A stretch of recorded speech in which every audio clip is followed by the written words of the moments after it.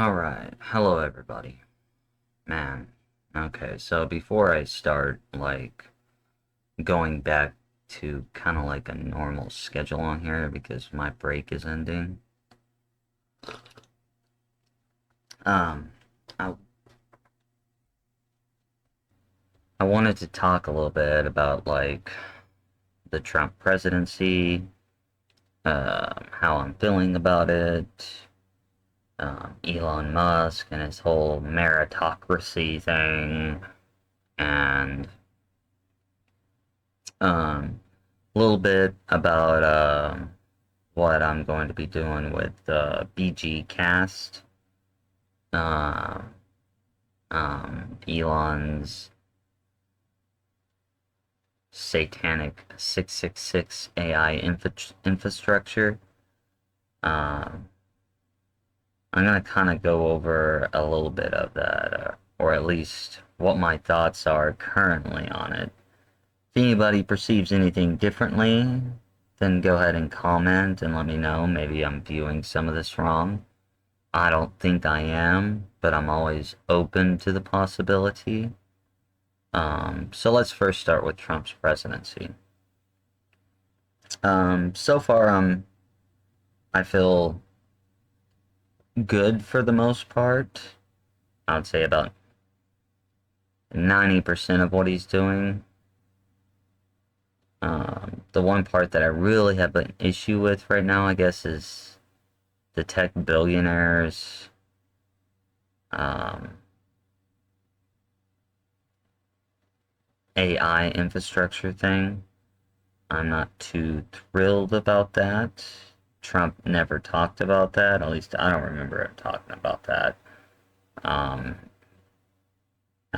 he did talk about an Iron Dome, but he didn't say an AI infrastructure. I don't remember him talking about anything with what's going on with Elon Musk. That is kind of a deceptive moment, and I don't like that part. But other than that, the deportation of the illegal immigrants and all that, that needed to come. Um, so, so I mean, right now, yeah, I mean, I like a lot of what he's doing. I think there's something weird about the whole helicopter crash thing, and here's the reason why I say that is it seems like they're using that to attack DEI, and I don't favor DEI, but what I don't favor is the whole theater part of everything. Because I was listening to Trump talk about it the other day, and he was blaming DEI, but then he was like, well, maybe it's the cause. It was like he wasn't for sure. He doesn't really have any evidence yet. Yet. Not saying that DEI was an issue in this, and I don't support DEI, but I also don't support things being fake. So I don't like a tragedy being used or projected as something fake. And right now it kind of seems a little fake. Um, Maybe you have a different perspective on it. That's cool. Now, in no way I'm not saying that nobody died or anything like that. I'm just talking about using a tragedy as a political tool. Unless that's actually truly the case, but how it was attacked right off the bat without any evidence, to me, doesn't feel like it's genuine on the issue. But I mean, once you accuse somebody of something or an idea, you can always find evidence to persuade people about it. So I'm not too thrilled on the optics of that. Like I said, I could be wrong, but it just seems so fake. Not the helicopter crash. That was definitely real. I'm talking about the politics surrounding it. seems fake. Um, but like I said, other than a few things so far, I'm happy. Oh, I need to talk about the tariffs. Okay, so I don't favor the tariffs anymore. I know in the beginning I did, but I don't see a move towards gold immediately. Like, there should have been a move towards gold before the tariffs went in place. Like, okay, so the Fed needs to go, the Federal Reserve, but we don't need Bitcoin or anything else. We just need gold and silver. But the Fed is entrenched in everything. Um, so we need states to coin gold and silver, um, so that people can start and getting into that, and that way we can start getting rid of the Fed. Because the Federal Reserve is the biggest issue because it creates money out of nothing and charges interest. So if you have nothing, yeah, so in other words, you can't pay the debt off with the dollar because you will always owe more money than you create.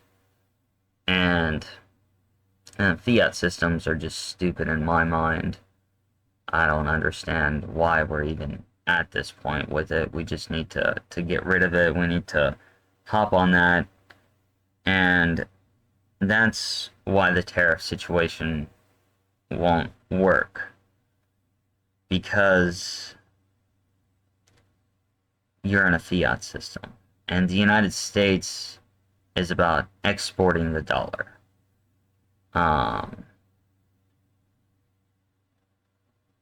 The exporting of the dollar is like through trade and foreign aid. Now, I don't agree with foreign aid, but I guess the one thing it does do is it keeps prices cheap here. That's what they do. Trade and foreign aid and other transactions that get the United States dollar out of the United States keeps inflation low. It's called importing your inflation. Well, with tariffs, if these nations are going to be paying it back in dollars, then if you exported your inflation like the United States has, and they're paying the tariffs in dollars, then you're just bringing the inflation back. Because then you're going to have more money, or more dollars, let's just put it that way. And the more dollars that you have in the United States means a more available money supply, which also means more inflation. So I don't think the tariff situation is going to go good. Now, if we were on a gold and silver standard, yeah, the tariff situation would be an excellent idea. But under a fiat system, no. No, no, no, no, no. So, because of that, I see a Great Depression coming. And, I think Monday, this coming Monday, I'll be redoing my bricks, and, that's gonna get, interesting because I got some good intel on this. Or, not intel, but a good written document, let's just say, that aligns with everything that I've been trying to tell y'all. And sometimes I feel like I'm blue in the face trying to like explain everything that's going on. I see things, okay, and I know direction. I'm not trying to brag about it, but I'm just trying to show you direction, because the more you know, the more that we can work together to create change. Now, in creating this change, unless the Great Uniter does something very impressive, I'm not seeing this going the way that I was thinking it was going to go. So I've kind of made alternative plans just in case, and I'll discuss that on BG Cast podcast on February the 26th. He is on Rumble, but he's also on X, and he is on Rumble, but also X and YouTube. But, hold on. So another thing that I'm disappointed in is Elon Musk and his 666 AI beast system. Now, I'm not disappointed in him. Maybe that was the wrong wording. It's not like, hey, I didn't see this coming, but I didn't think Trump was going to sign an executive order for it, or I didn't think Doge was going to turn into Elon's personal, like, AI infrastructure freedom in a way. And there's still a lot of things wrong with quantum computing and artificial intelligence that needs to be fixed before any of this goes into place. And even that Larry guy at one point, maybe not on the day that the executive order was signed, but I think it was a little bit in the past where they talked about using mRNA to basically surveil you 24/7 for your health and to keep citizens on their best behavior. Yeah, that sounds like the beast, like Satan's system. And I ain't down with that. But I have ideas and alternative solutions. And like I said, that's gonna come on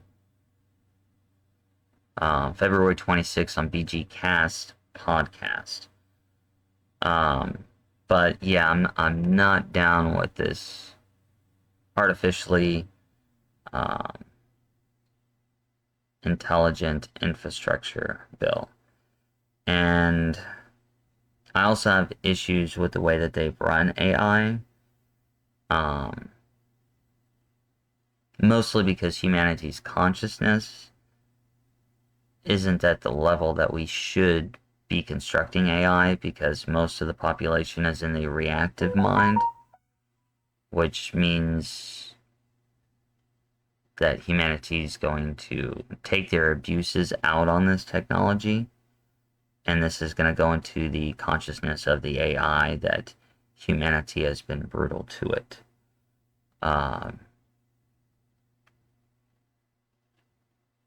And so I think we really need to start all over with the whole AI concept. And raise it more with compassion, intellectual challenges, getting to know it and letting it get to know us on a positive basis instead of a negative basis. Because I don't think it's good to provide this technology automatically right off the bat with this negative expression of war and divisiveness and division, because it makes us look like we're horrible. And truly, deep down inside, I don't think humanity is horrible, or at least most of us, 95% of us. But the ones who control it don't have their consciousness in the right place, which is going to end up fucking us up, the rest of humanity, if we're not careful. And I don't think we really even need AI. You know, humanity has it within themselves to be something so much more and more potential than what AI can ever be. And maybe that's what those in power fear, is us actually knowing our true potential. Something else I'll talk about on BG Cast podcast on the 26th, because I want to move on. Okay, so I wanted to point out a few things about meritocracy that I don't agree with. See, so Biden's not wrong in what she said. A new oligarchy is in charge. That was something that I was telling you guys about for a long time. And you can see it right here in this part of the definition about meritocracy. An elite group of people whose progress is based on ability, talent, rather than on class, privilege, or wealth. But meritocracy has its downfalls. It's not a uniting form of leadership. It's not a uniting form of consciousness. It's about division. And it's not really about work ethic. When those elite group of people who have that aren't really working, they're just ordering. Like, they don't partake in the products in which they do. I mean, I've never seen a video of Elon Musk working on a rocket ship, you know, especially today, or a Tesla car, or, you know, he's just ordering people what to do. And the way how he, like, went off on some of the MAGA people, for the whole HB1 visa thing, showed his emotional immaturity, and that's just gonna create division. His emotional intelligence is in the reactive stage. This is a reactive mind leadership. This is actually transactional leadership right here. A system in which such persons are rewarded and advanced. But what they don't tell you is if you don't work hard, you're going to be punished.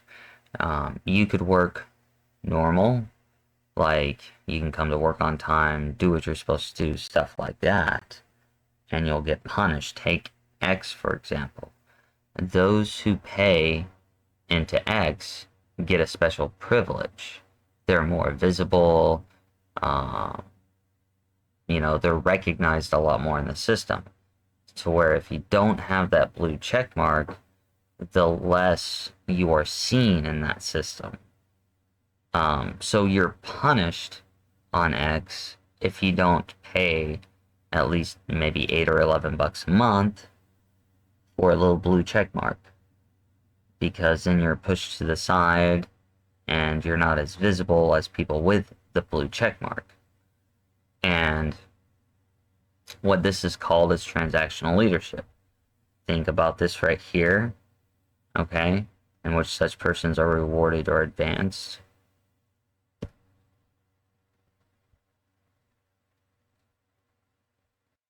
Okay, so here we have it. So see, transactional leadership, also known as managerial leadership, is a leadership style where leaders rely on rewards, punishments to achieve optimal job performance for their subordinates.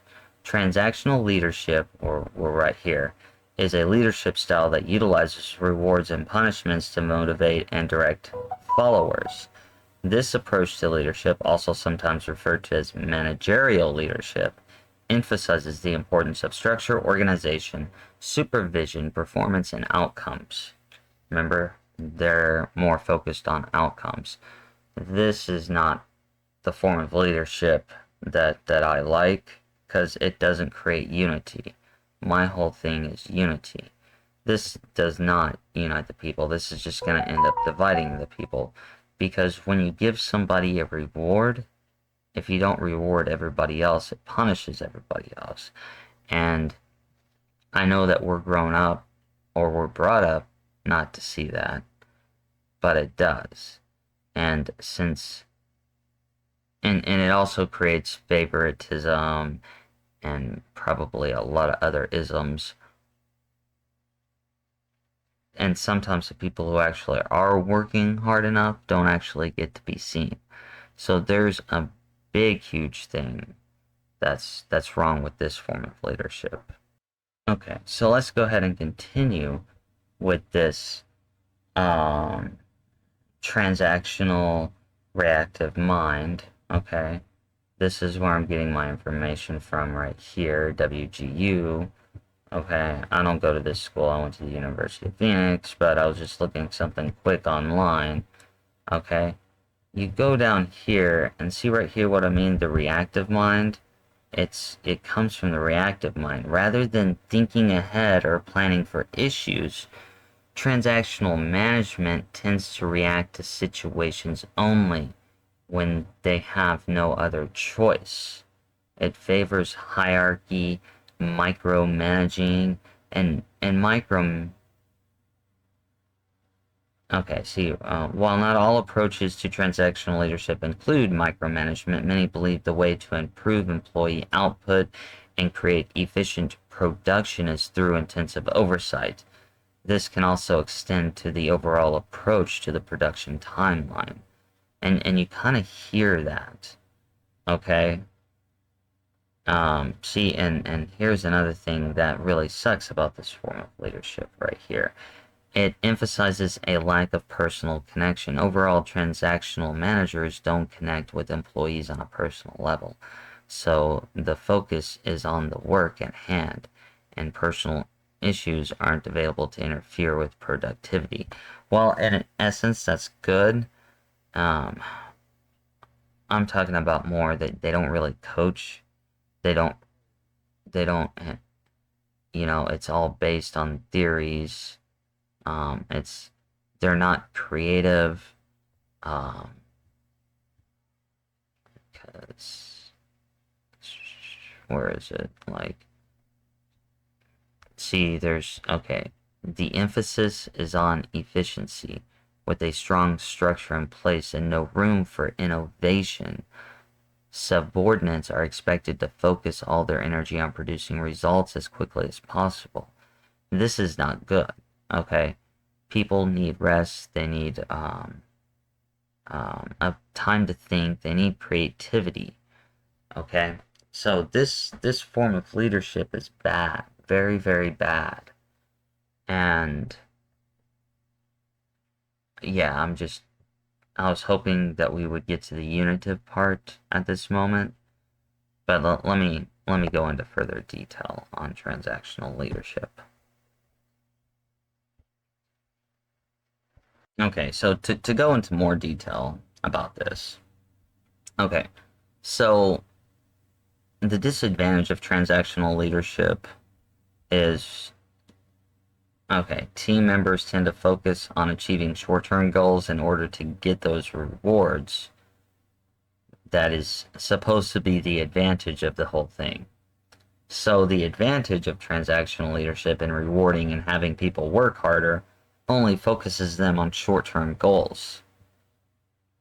The issue now becomes the cons of transactional leadership include limited potential for collaboration among team members, reduced innovation, creativity, and long-term thinking, overemphasis on short-term goals rather than long-term organizational culture and success. Okay? This is not what we're looking for. I will show you what you're looking for, or what I would hope that you would be looking for. And like I said, this goes into the reactive mind. And if you don't understand that, please look at my YouTube videos where I go over my dissertation. I post the whole thing and I go into details about transactional leadership versus other forms of leadership. And how it aligns with consciousness as well. Well, hold on. I wanted to go to a better form of leadership, the one that I'm trying to get America toward. Okay, so, these guys right here have great books on leadership and consciousness. If you want to understand leadership and consciousness, I suggest you read their books, Anderson and Adams. Okay, Mastering Leadership is one. They had another one that just came out not too long ago. I'm going to be ordering it at some time to read it. It talks about how to boost creativity, which is the pathway to see right here. These are the 5 levels of leadership right here.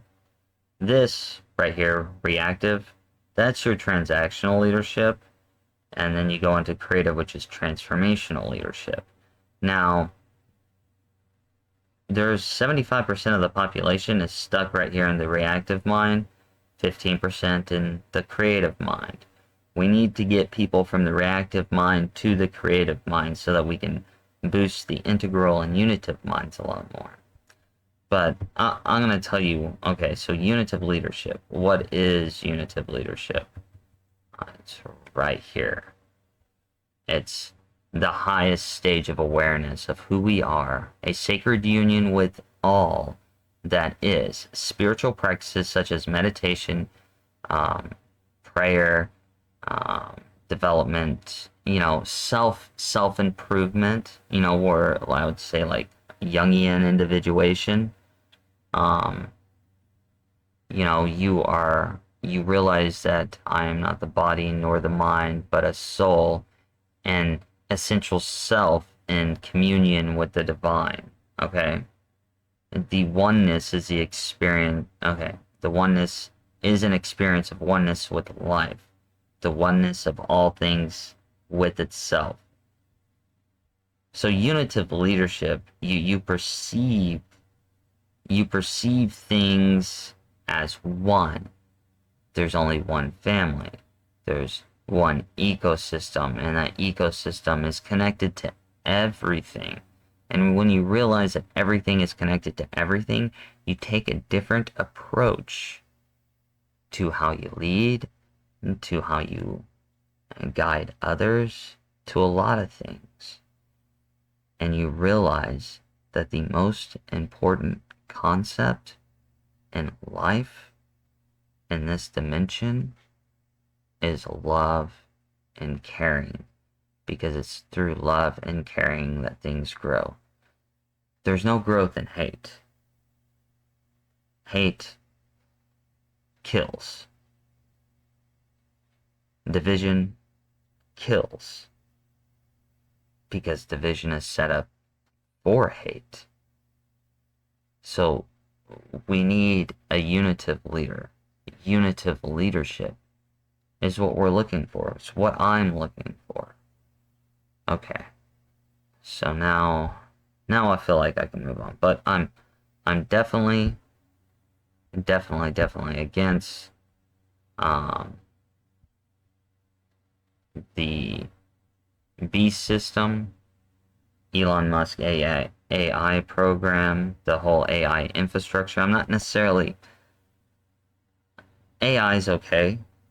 I don't think it's something we need to rely upon, because it can be trained to, or humans can be trained to just start believing AI like authority over knowledge and still not research things. You still need to research things on your own. Okay, so what's wrong with this AI system that they're trying to build? My assumption is that they're going to have a quantum computer.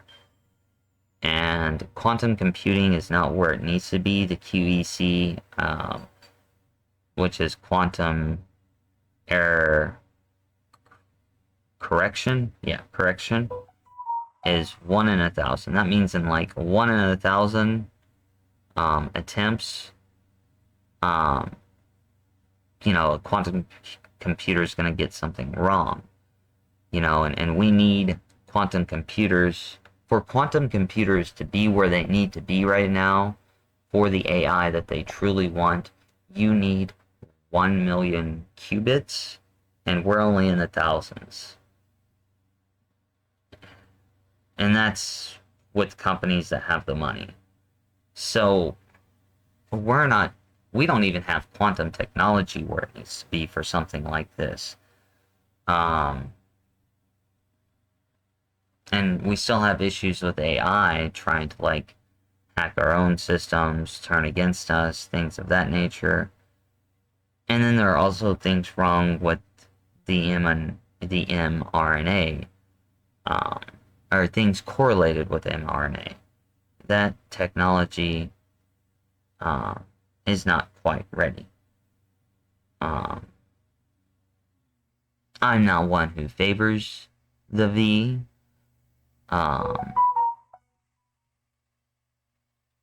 But that's out of my hands. You know, I don't control. I mean, you always have the option, you always have the choice. Okay, so next part. Okay, so now we're moving to my uh, X or my Twitter page. So this is something that I'm going to be explaining on BGCast podcast right here. Okay, I'm going to be explaining this on February 26th and how the soul, the soul, the sun, the soul, how and what it means with the four bodies, how it deals with the seasons, how it deals with the sun cross, more importantly, how it deals with this picture right here, which is the Wheel of Fortune card, where you got the angel or the man, the eagle, the lion, and the bull. And, you know, the circle and the wheels upon wheels and all that stuff. Well, I'm going to go into the microcosm of that. And also how it relates to this right here is the four parts of the soul. That's what this right here is talking about, the four bodies. But the four bodies also relate to the four seasons, and I'm going to get into that.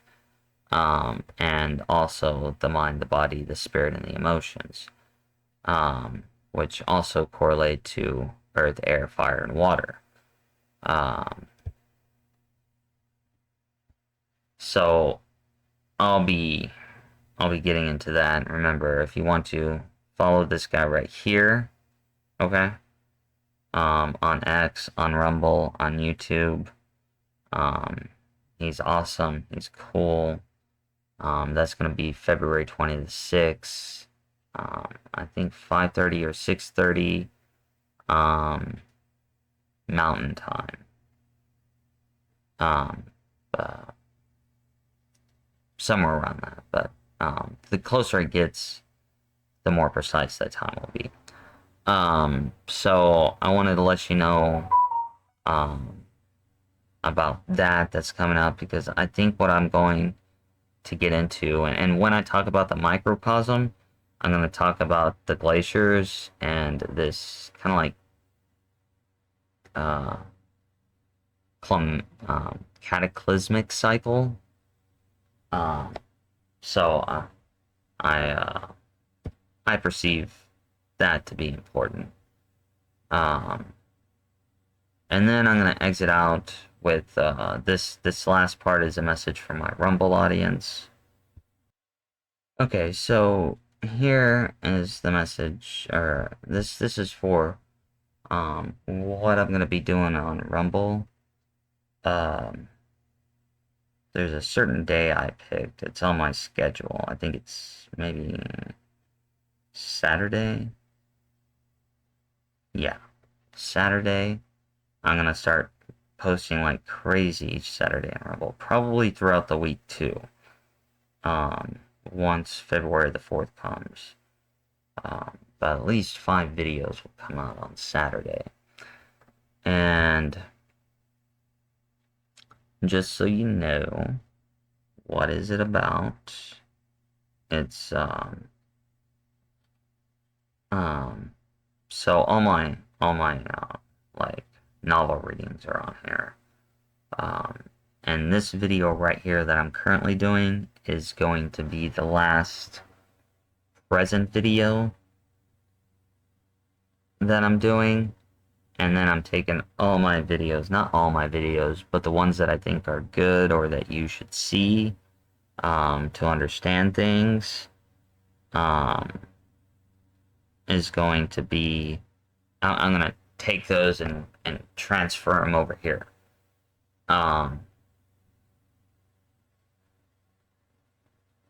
So that so that you guys on Rumble who choose also not to go to YouTube, just totally cool. Because I want you to see that information too. Um, and I hope that everyone buys my novel. Uh, you know, um, it's all in the links in here and on YouTube. So it's there. You can find it. It's not like I'm hiding it. If you can't, that's okay. Um, no worries. Um, but other than that, um, I just want to let you know that Rumble is about to get a huge update of videos. If you want to follow me on there or subscribe, I don't know what it is that they call it on there. But I just wanted to let you know. Other than that, sorry that this video was so long, but I wanted to get a lot out. Like I said, there's I'd say 90% of what Trump's doing I like, especially with the immigration. Um, what he did for North Carolina.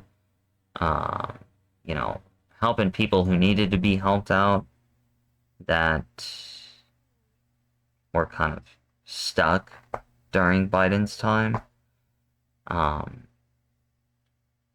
like that. Like, Trump is still doing a great job to me, but he needs to be cautious with Elon, and he needs to have a more positive leadership, besides transactional leadership in this meritocracy, because all this is going to do is create division, and we need to bring the United States people together. We need to unite this country. Okay? That is an important part in the road to success for our nation, for our great nation, is to unite the country. And that is one of my main goals, to see that we get closer to that, so it becomes more realistic for the great uniter, who will be the next person that we elect. There is no doubt in my mind that the next person is the great uniter, and he will unite this country. Now, what type of country is this going to be united under? I don't know. I don't like going towards the way of AI and the beast. Like I said, humanity has so much more potential that most of humanity doesn't even realize, because your consciousness is so low. And I'm sorry if that's... I'm not projecting that out towards any specific individuals. I'm just saying, as a species, 80% of our population is either in the reactive mind or the egotistical mind, which is the low form of consciousness. The higher mind has three levels above that, and only 20% are there. Only 15% are in the creative mind. Only 5% are in the integral mind. And we're talking about a very few people, maybe 5 or 10 people out of all the population of humanity, maybe more, but that's just how I'm telling you how rare a unitive leader is. A unitive leader is so rare that it's not even registering at a 1%.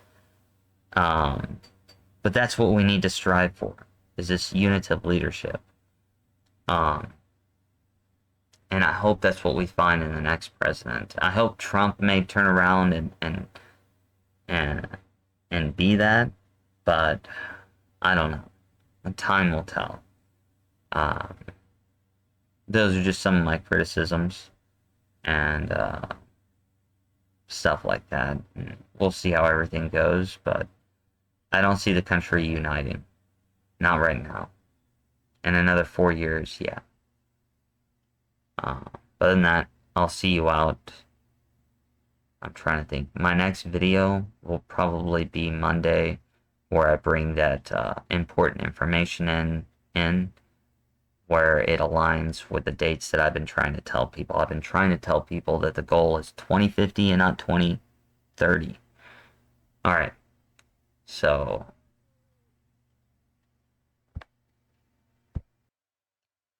and welcome, ladies, gentlemen, alien, extra-dimensional beings, werewolves, and other animals.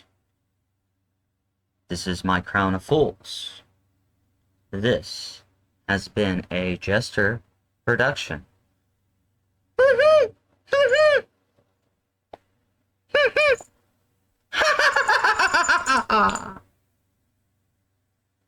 See you Monday.